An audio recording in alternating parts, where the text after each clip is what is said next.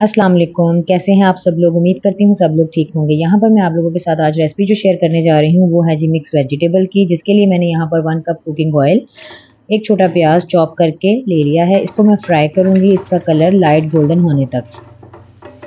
जैसे ही इसका colour light golden होगा, इसमें हम ऐड कर देंगे टमाटर, अदरक, लहसुन और सब्ज़ मिर्चों का पेस्ट, जिसमें मैंने लिए हैं 2 मीडियम टमाटर, 1 टेबलस्पून अदरक का पेस्ट है, 1 टेबलस्पून लहसुन का पेस्ट है और हाफ़ टेबलस्पून सब्ज़ मिर्चों का पेस्ट ले लें, चाहे उसको चॉप कर लें, वो आप पे डिपेंड करता है। इसको स्टिर फ्राई करेंगे। फ्राई करने के बाद इसमें मैंने 1 कप मटर डाल दिए हैं और इसको भी मैं तकरीबन 2 से 3 मिनट के लिए भून लूँगी।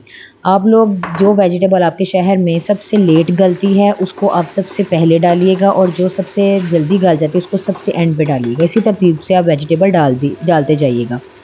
यहाँ पर मैंने अब ड्राई स्पाइसेस ऐड करने हैं, जिसमें मैंने लिया है 1 टेबलस्पून नमक का, 1 टेबलस्पून पिसा हुआ धनिया, 1 टेबलस्पून लाल मिर्च का पाउडर, 1 टीस्पून मैंने हल्दी ली है और 1 टेबलस्पून मैं लूँगी जी साबुत ज़ीरा। इसको भी मैं 2 से 3 मिनट के लिए भून लूँगी अच्छे से।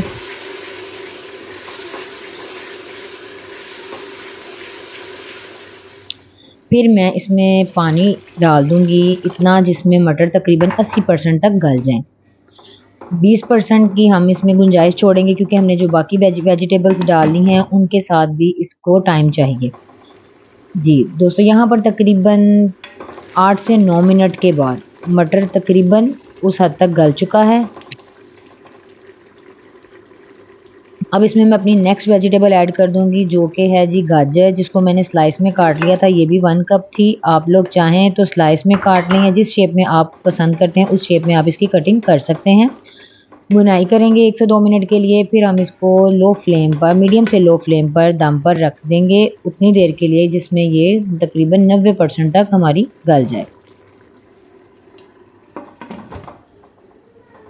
जी, यहाँ पर तकरीबन मुझे गाजर को दम पर रखे हुए 5 मिनट गुज़र चुके हैं और उस 5 मिनट में ये उस 90% तक गल चुकी है कि अब हम इसके साथ जो नेक्स्ट वेजिटेबल है वो ऐड करेंगे, तो ये एंड तक कंप्लीटली कुक हो जाएगी।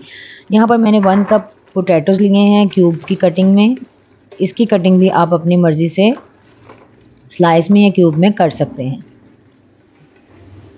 अब यहाँ पर मुझे पानी रिक्वायर्ड था जी आलू को भी तकरीबन गलाने के लिए और बाकी वेजिटेबल्स को भी कंप्लीटली कुक करने के लिए, तो मैंने डाल दिया है। आप लोगों को रिक्वायर हो तो डाल दें, अदरवाइज़ आप इसे दम पर रख सकते हैं। अब मैं इसको दम पर रख दूँगी। जी, आप देख सकते हैं कि ऑयल सेपरेट होना स्टार्ट हो चुका है और पानी भी ड्राई होने शुरू हो चुका है। तो हम इसको मिक्स कर लेंगे और मिक्स करने के बाद यहाँ पर मैं एक स्पेशल इंग्रेडिएंट ऐड करूँगी जिसके साथ इस वेजिटेबल को 4 चाँद लग जाएँगे। वो है जी कसूरी मेथी, जो मैंने 1 एंड हाफ़ टेबलस्पून ली है, उसको मैंने पानी में भिगो के रख लिया था। सर्दियों में तो वैसे ही फ्रेश मेथी अवेल होती है हर जगह पर, आप वो भी ले सकते हैं, वो ऐड कर सकते हैं, उसका अपना ही मज़ा है। लेकिन जिन शहरों में, जिन इलाकों में ये अवेल ना हो तो आप डब्बे वाली यूज़ कर लें, किसी भी कंपनी की यूज़ कर लें। तो मैंने भी किसी कंपनी की ही यूज़ किया और उसके बाद मैं यहाँ पर 1 टीस्पून गरम मसाला डालकर इसको लो बहुत ही लो फ्लेम पर 1 मिनट के लिए दम पे रखूँगी ताकि मेथी का भी फ्लेवर आ जाए और गरम मसाले का फ्लेवर भी आ जाए।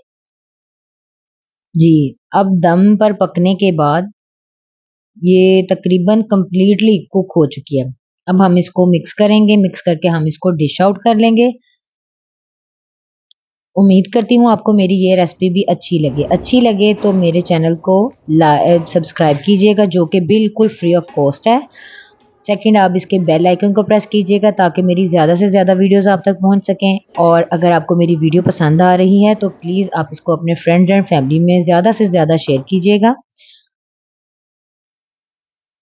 अब आपसे इजाज़त चाहूँगी, दुआओं में याद रखिएगा। अल्लाह हाफ़िज़।